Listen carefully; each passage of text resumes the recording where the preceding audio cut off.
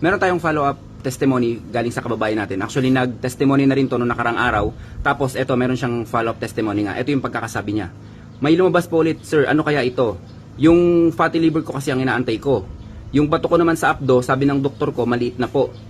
Inaabangan ko po talaga, sumabay sa pagpupo ko. Salamat po talaga. So, ito yung picture na sinend ng kababayan natin, no?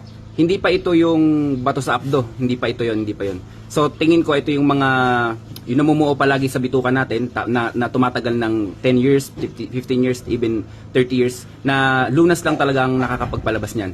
And then, paano mo lang kabayan, ugaliin mo lang talaga yung pag-inom ng acid guard natin, tapos disiplina rin sa mga kinakain syempre, tapos yung mahalaga din yung pagtulog, yung pag-inom ng lunas natin, mas maganda mag-hard detox ka, 3 capsule sa umaga, 3 capsule bago matulog.